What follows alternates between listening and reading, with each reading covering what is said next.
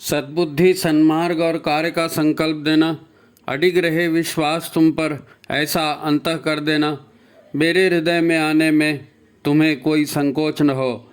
हे गुरुदेव, मुझे नज़रों से दूर कभी न होने देना। हे गुरुदेव, मुझे नज़रों से दूर कभी न होने देना।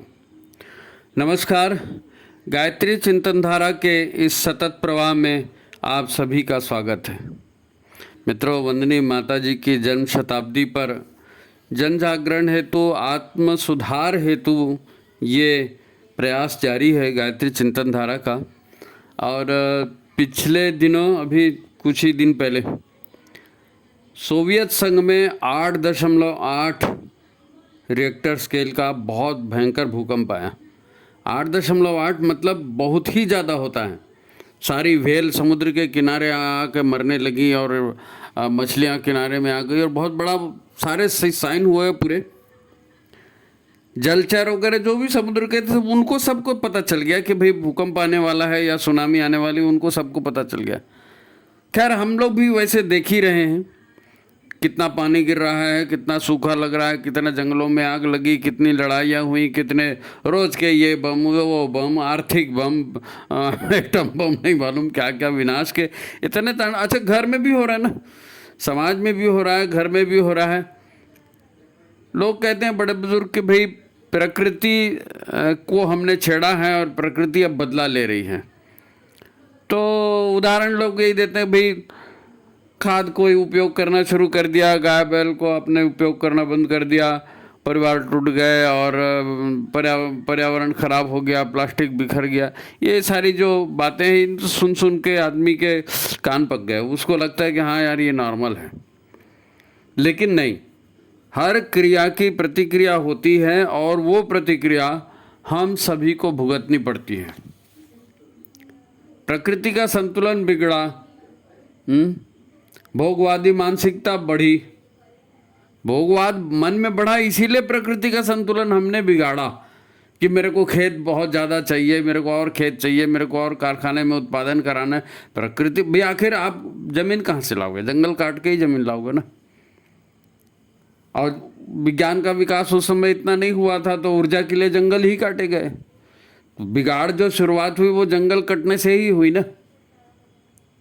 और धीरे धीरे फिर कंपटीशन काहे के लिए? भोग के लिए। पैसा कौन ज़्यादा लाएगा, सुविधा कौन ज़्यादा पाएगा, है ना, उसी की कंपटीशन चली, उसी की स्पर्धा चली। और इसका परिणाम क्या हुआ? केवल जंगल कट गया ऐसा नहीं है, इसका परिणाम व्यक्ति पर भी हुआ। क्योंकि 5 तत्वों का ये संसार है ना, पृथ्वी, जल, वायु, अग्नि, आकाश। तो हमारा शरीर भी 5 तत्वों से बना हुआ है। तो जो धरती पर उटपटांग हरकतें हो रही हैं, तो उस क्रिया की प्रतिक्रिया तो होगी ना।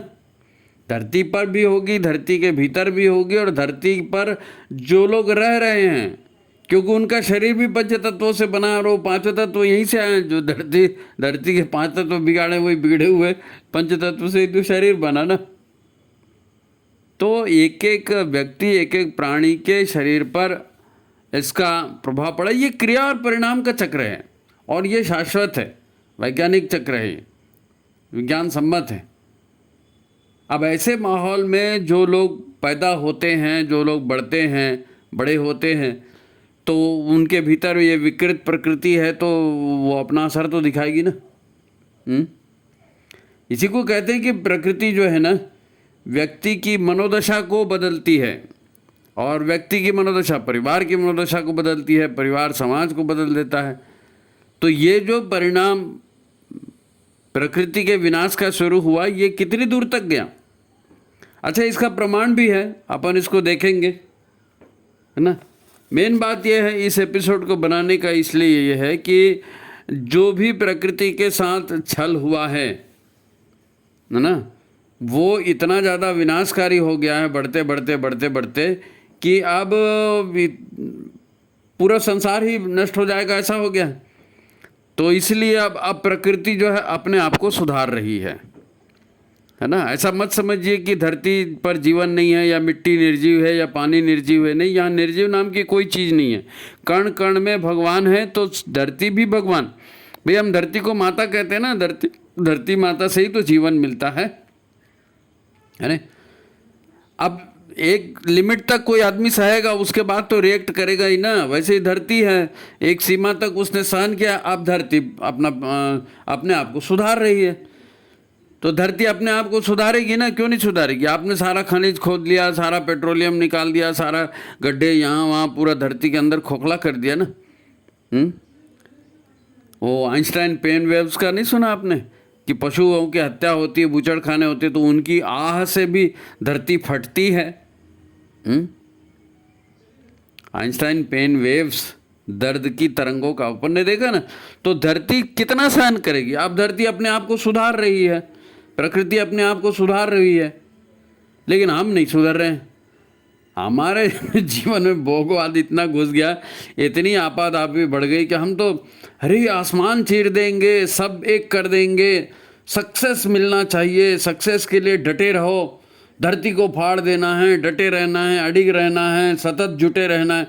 अरे भाई, किस किस के लिए क्या क्या बोल रहे हैं? जिंदगी में और करना क्या है? जिंदगी में करना क्या है? अपने जीवन को ठीक से जी लो। जो भी 70-80 साल की जिंदगी है, उतना आराम से जी लो ना, शांति से, आनंद से जियो। अब प्रकृति अपने आप को सुधार रही है, और अपने आप को सुधार रही है, वो तो सुधारेगी ही कि सुधारेगी, क्योंकि केवल मनुष्य के लिए थोड़ी बनी है। अरबों प्राणी है, उन प्राणियों का भी, उन प्राणियों की धरती माता उनकी भी माता है ना। तो मनुष्य को मरता है तो मर जाने तो बाकी प्राणी बचने चाहिए। तो धरती अपने आप को सुधार रही है ना। तो एक चीज़ को हम समझ जाएं, है ना, एक चीज़ बिगड़ती है ना तो अपने साथ साथ धीरे धीरे सब चीज़ों को बिगाड़ देती है। और एक चीज़ सुधरती है तो धीरे धीरे, अगर उसके पीछे प्राण शक्ति लगे रही, इच्छा संकल्प लगा रहा, तो धीरे धीरे सुधर भी सकती है। तो आज अपन इसी पर चर्चा करने वाले हैं। आप वीडियो को लाइक करिए, है ना, शेयर कीजिए, और जिन्होंने चैनल को सब्सक्राइब नहीं किया है वो सब्सक्राइब भी कर लीजिए, ठीक है। तो अपन आगे चलते हैं। दरअसल ये क्रिया और प्रतिक्रिया, ये वैज्ञानिक बात है, ये प्रामाणिक सत्य बात है, और इंसान के जीवन में भी इसको देखा जाता है। आज जिस देवासुर संग्राम की बात कर रहे हैं, देव और असुर आए कहाँ से? देव और असुर आए कहाँ से? पुराण हमको बताते, पुराण भी इतिहास है ना।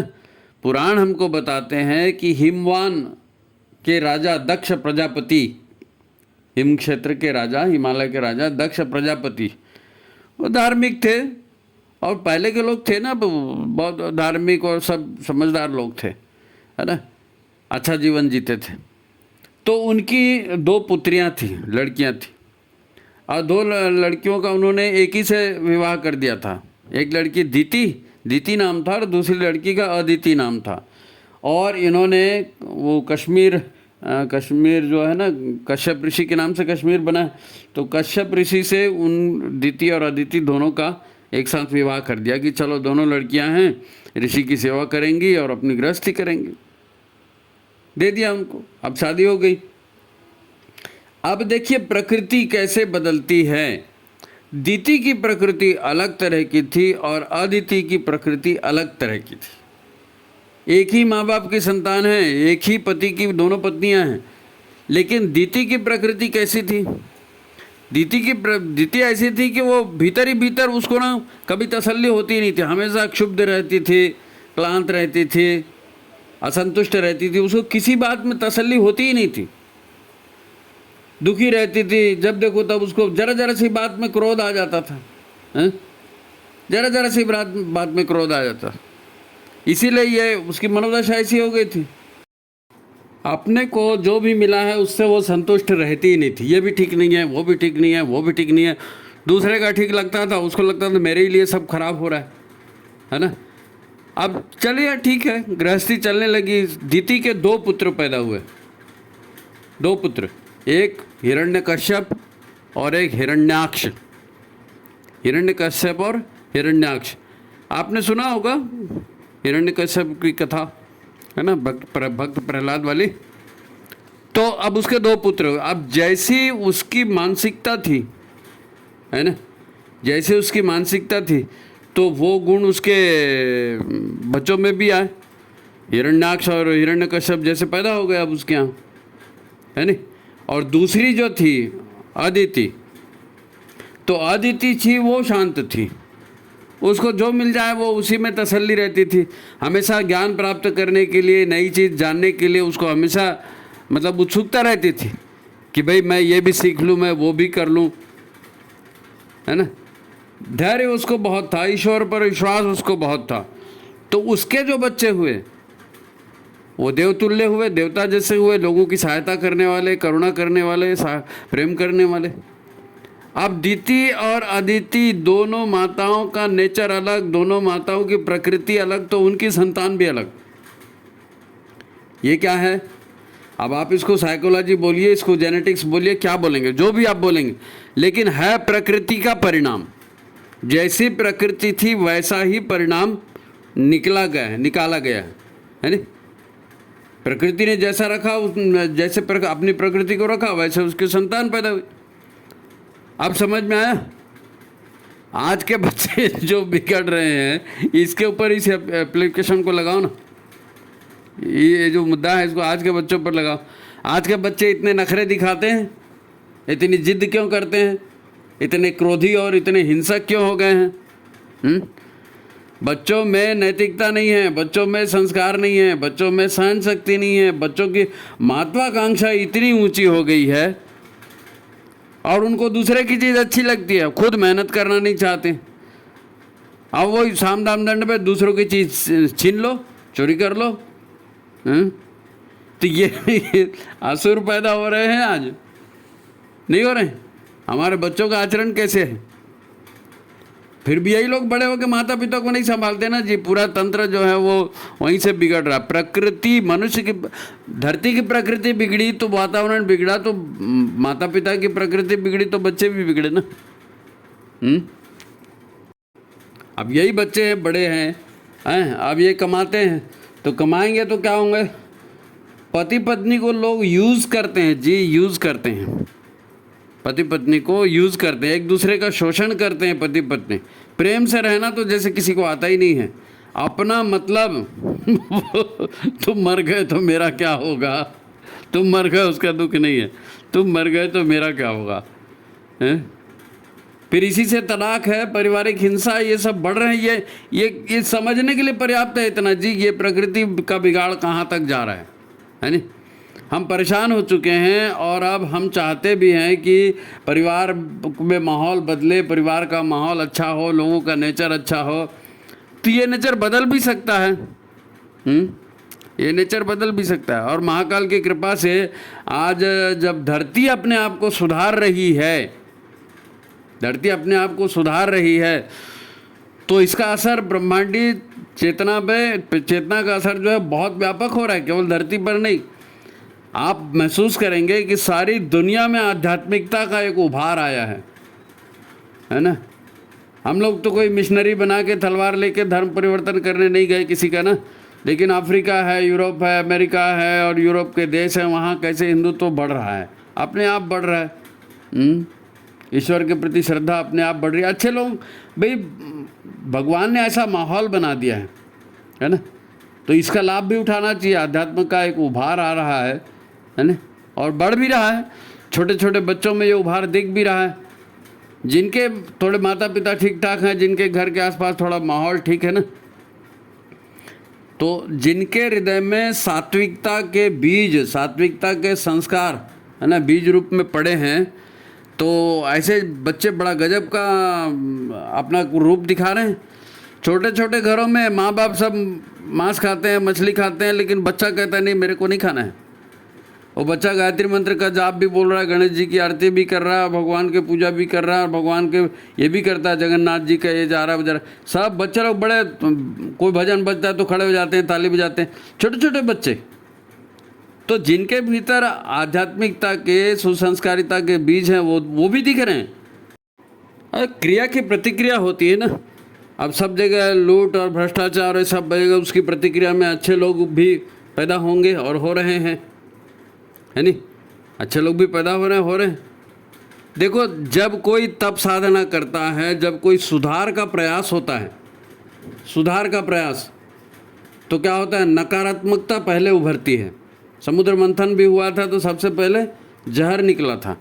कोई आदमी भी जब साधना तप साधना करने बैठता है कोई अनुष्ठान करने बैठता है तो उसी समय उसको बुरे विचार आएंगे, उसी समय उसको भूख लगेगी, उसी समय उसको नींद आएगी। ये जितनी नकारात्मकता होगी वो उभर के आएगी।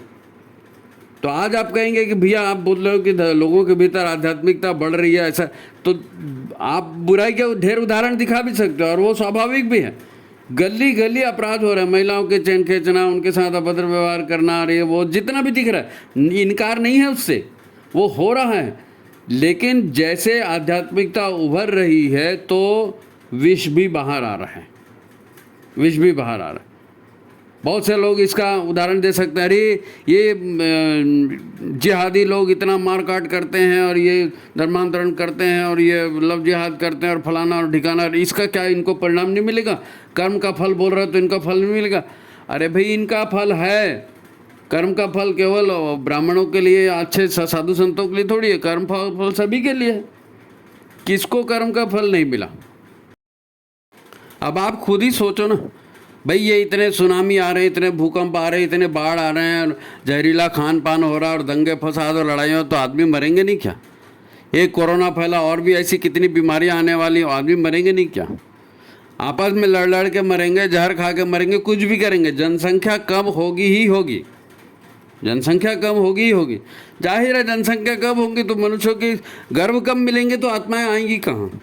तो जिनके हिंसा के संस्कार हैं, जिनके पाशविकता के संस्कार हैं, उनको पशु शरीर में ही जाना पड़ेगा, सामान्य सी बात है ना भाई। इसीलिए तो गुरुदेव ने मनुष्य को देवता बनाने की बात की ना। अपना खान पान सुधार हो रहे, अपने कपड़े सुधार हो रहे, अपना आचरण सुधार हो रहे, लोकहित का काम करो रहे, ये सब इसीलिए करने के लिए बोला ना कि आपकी आत्मा में श्रेष्ठता के संस्कार आएंगे तो विकास का मार्ग क्या बोलते हैं उसको, विकास का मार्ग खुलेगा आपके लिए।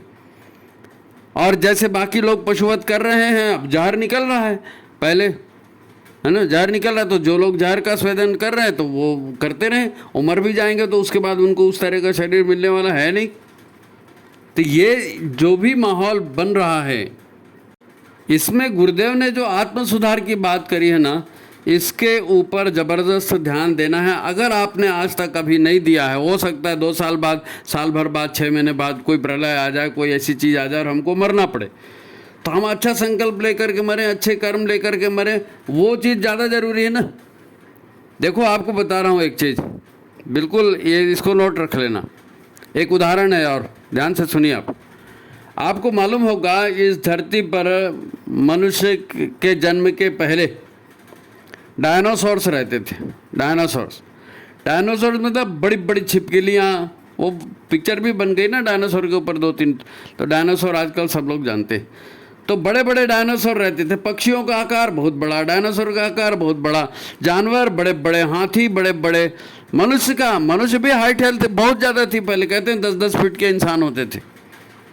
तो क्यों होते थे? और आज भी आपने सुना होगा कि अब जो है ना, मनुष्य की हाइट धीरे धीरे धीरे धीरे घटते जा रही है। मनुष्य की स्वास्थ्य घट रहा है, हाइट घट रही है, प्रजनन क्षमता घट रही है, सभी चीज़ घट रही हैं, क्वालिटी खराब होते जा रही है। क्यों खराब होते जा रही है भाई? प्रकृति अपने आप को सुधार रही है तो पर्यावरण को ठीक कर रही है ना। प्रकृति पर्यावरण को ठीक कर रही है, जनसंख्या को ठीक कर रही है। आप जरा सोच के देखो ना, ये पहले इतने बड़े बड़े, हाथी से भी बड़े बड़े जानवर, हाथी तो उस समय का छोटा बच्चा कहलाएगा, इतने बड़े बड़े जानवर क्यों हुए? क्योंकि उस समय प्राणवायु ज़्यादा थी, धरती जंगलों से ढकी हुई थी। जंगल समझ रहे हैं ना, पेड़ पौधे, तो पेड़ पौधे ज़्यादा थे, ऑक्सीजन का प्रमाण ज़्यादा था। आज हम लोग जिस वातावरण में रह रहे हैं, अगर अच्छे से अच्छा वातावरण होगा ना तो उसमें 21% जो है वो ऑक्सीजन होती है, 21%। और उस समय जिस समय डायनासोर्स होते थे, उस समय 30%, 30% ऑक्सीजन होती थी। उस समय थे, वैज्ञानिकों ने आंकलन किया, उस समय ऑक्सीजन का प्रमाण 30% था वायुमंडल में, आज ऑक्सीजन का प्रमाण 21% है। 1/3 ऑक्सीजन घट गई, इसलिए लोग भी घट गए। न वो बड़े जानवर बचे, न वो बड़े लोग बचे, न लोगों की वो क्षमता बची, कुछ नहीं बचा। और जितना प्रकृति पर्यावरण में जा रहा है वो इंसान में उतर रहा है। ऑक्सीजन का प्रभाव पड़ा, पानी का प्रभाव पड़ा, आहार का प्रभाव पड़ा, चिंतन का प्रभाव पड़ा, सबका प्रभाव पड़ा। कलयुग ऐसी आ गया क्या? जंगल काटने से ही शुरुआत हुई ना, पंचतत्वों से ही शुरुआत हुई। पंचतत्व बिगड़े, इसीलिए तो सब गड़बड़ हुआ है ना। आज अगर पंचतत्वों को ठीक करने की बात कहते हैं लोग, योग की बात करते हैं, प्राकृतिक आहार की बात करते हैं, वनस्पति खाइए, फल खाइए, सब्जियां खाइए, इसकी बात करते हैं। क्यों?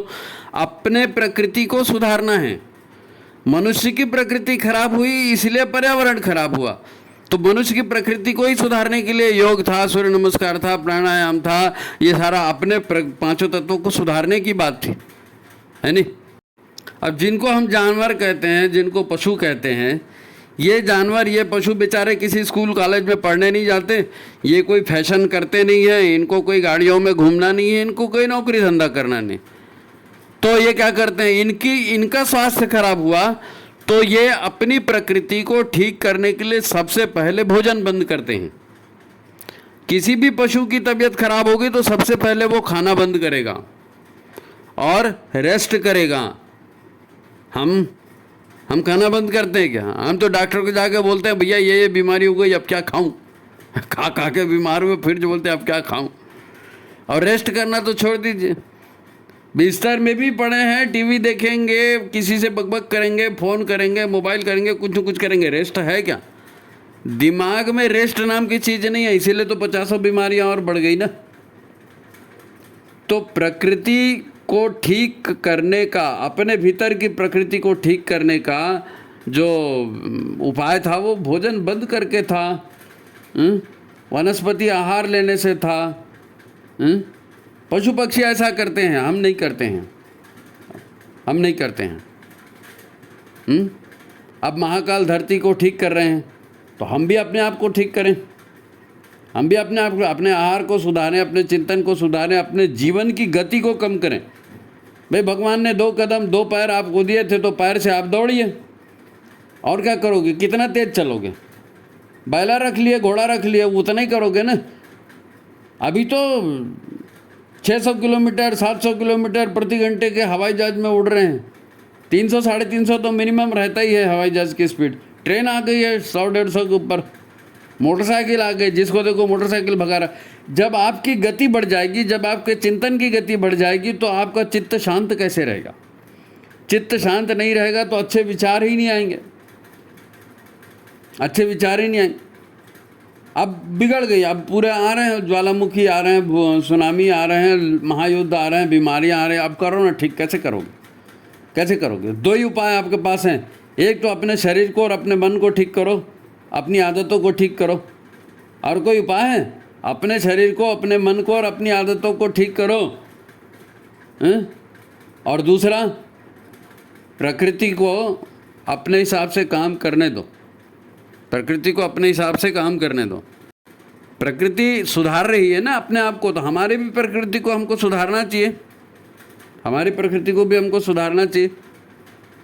अभी ऑक्सीजन का आपको उदाहरण दिया, डायनासोर का आपको उदाहरण दिया, द्वितीय अदिति का उदाहरण दिया। आज भी गायत्री परिवार मिशन से सुसंतति निर्माण की बात कर ही रहा है, देव परिवार निर्माण की बात कर ही रहा है, स्वास्थ्य की, जितने 7 सूत्रीय आंदोलन के कारण वो सारे यही तो हैं।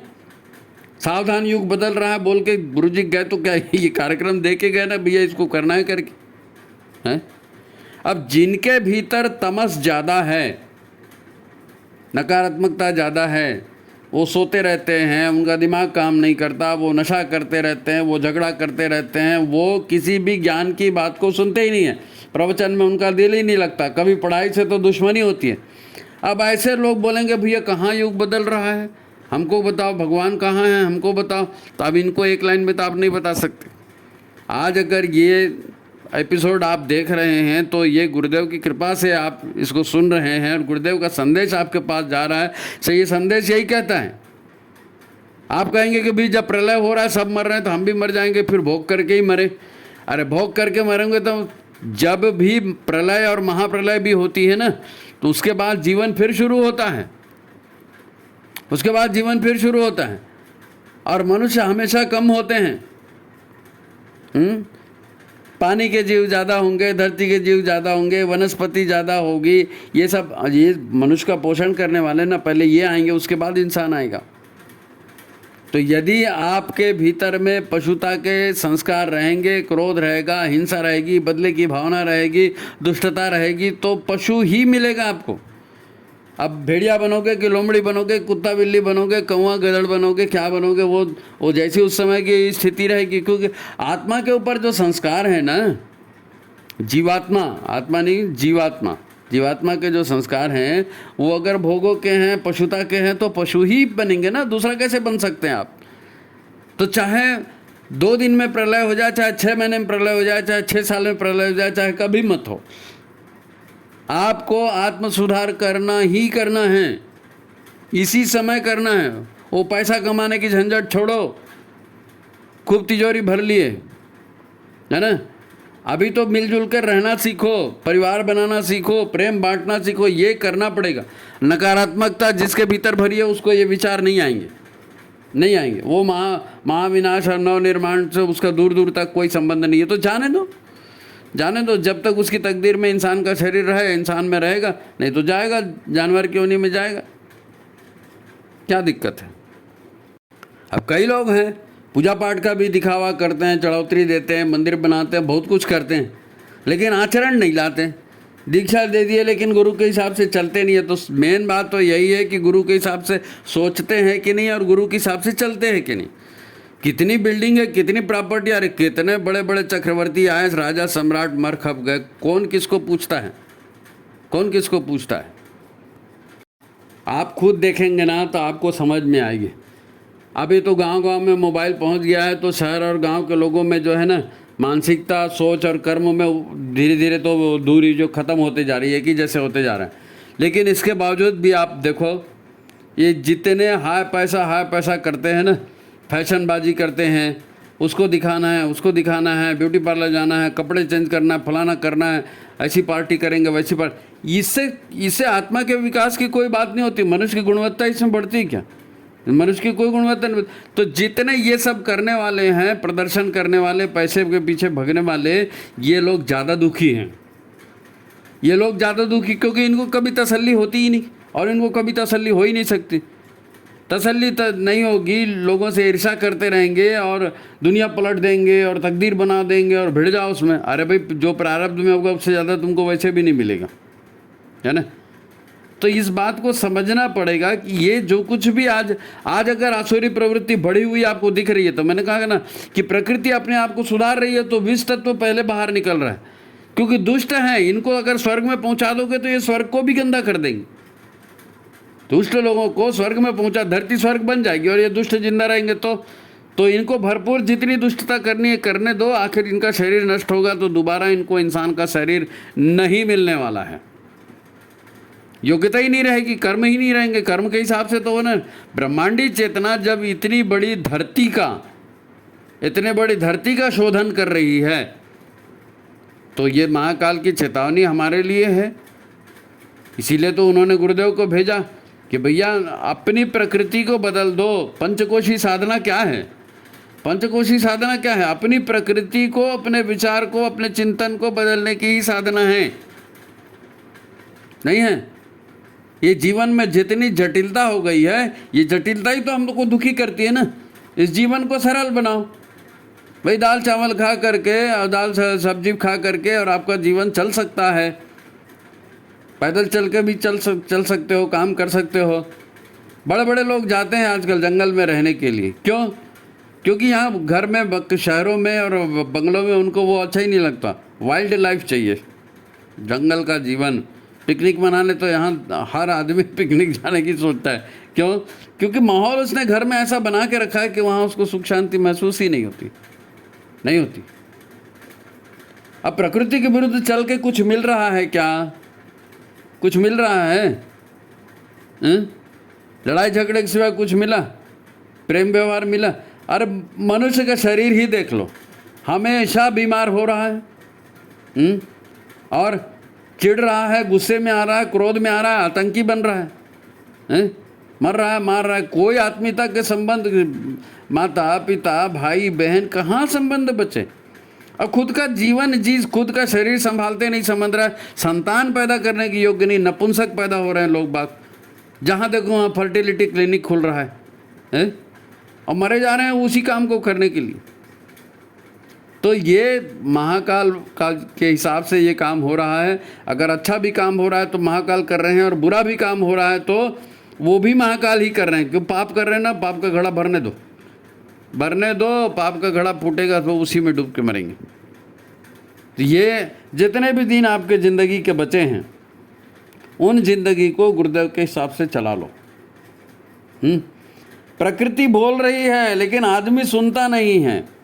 इतने दिन से प्रकृति बोल रही है, भाई मौसम का दरवाज़ा बिगड़ गया ना, पानी नहीं गिर रहा है, अति ठंड, अति वृष्टि, अति ये हो रहा है, नहीं तो सूखा पड़ रहा है, हो रहा है ना। तो प्रकृति इतने दिन से चेतावनी दे रही, हम तो सुनने के लिए तैयार नहीं ना। हमको बिल्डिंग बनाना है, हमको गाड़ी लेना है, हमको बैंक बैलेंस बनाना है, हम प्रकृति का सुन, माँ बाप के नहीं सुनते, प्रकृति का क्या सुनेंगे? तो आप भुगतो उसके परिणाम, भुगतो उसके परिणाम। ईश्वर पर विश्वास नहीं है, आस्था का संकट है। गुरुदेव ने कहा आस्था का संकट है। भाई ईश्वर को और प्रकृति की नियमावली को मानने के लिए तैयार नहीं है, जबकि सब कुछ दिख रहा है कि वैसे हो रहा है, तो क्या करेंगे? अब जिनको अविश्वास रहता है ना, यही लोग तो आसुरी वृत्ति से काम करते हैं, अहंकार इनका बढ़ता है, तो फिर ये हिंसा करेंगे, लूट करेंगे, अत्याचार करेंगे, है ना। और जो ईश्वर पर विश्वास करेगा, सत्कर्म करेगा, उसके मन में शांति आएगी, प्रेम आएगी, श्रद्धा आएगी, है ना। वो शांति से जीवन जिएगा और बात को समझेगा। गुरुदेव पर विश्वास करेगा, गुरु बना लिए तो गुरु के हिसाब से चलने की भी कोशिश करेगा, नहीं तो आसुरी वृत्ति हमेशा बीच बीच में उभार मारते रहेगी, मारेगी ही मारेगी। जरा आपने अपने आप के ऊपर कंट्रोल नहीं किया। साधना अपने आप को बुरे चिंतन, बुरे कर्मों से बचाना, ये साधना है ना। तो जिसके भीतर आसुर अब विद्यमान है वो तो साधना को मानता ही नहीं, कहता ठीक है ये कर लेते हैं, साधना बाद में कर लेंगे। तो आध्यात्म का उभार है, उठा हुआ है सारी दुनिया में, इसका लाभ लेना है, इसका लाभ लेना है। अब मैं तो कहता हूँ आप आधुनिकता की बात करते हैं ना, आधुनिक ढंग से जीना चाहते हैं, तो भाई आधुनिक ढंग से जीने के लिए आधुनिकता आज क्या हो रहा है उसका भी तो ज्ञान दो, लो ना उसका ज्ञान। भारत सोने की चिड़िया था, जिसने जिसने भारत को लूटा है वो सब मर रहे हैं, सब मर रहे हैं। मंदिर तोड़ दिए और सब सोना लूट के ले गए, ऊँटों पे ले गए और वो ले गए। क्या है, 56 देश बनाए और 56 के 56 आपस में लड़ रहे हैं, और उनको मुसलमानों को ईसाई, ये जो ईसाई, मुसलमान, कम्युनिस्ट, समाजवादी, फलाना ठिकाना बोलते हैं, आप किसी भी पंथ को मानो, उससे कोई दुश्मनी नहीं है, लेकिन आचरण आपका कैसा है? आप देख लो कि जिन्होंने हिंदुस्तान को लूटा है वो सारे देश, पूरे यूरोप के एक एक देश को ले लीजिए, अमेरिका को ले लीजिए, और चीन भी लूट खसोट में लगा था, उसको भी ले लीजिए। तो दुनिया के जितने भी बड़े देश हैं सबकी अर्थव्यवस्था कबाड़ हो गई है, गिर चुकी है, अर्थव्यवस्था गिर चुकी है। देखो 4 पुरुषार्थ होते हैं ना, धर्म, अर्थ, काम, मोक्ष। तो इन्होंने अधर्म का आचरण किया, लूट का सहारा लिया, अनैतिकता का सहारा लिया, दुनिया को लूटा, दुनिया को शोषण किया, और आज भी डायरेक्ट तलवार से नहीं कर रहे हैं, बंदूक से नहीं कर रहे हैं, तो व्यापार के माध्यम से कर रहे हैं।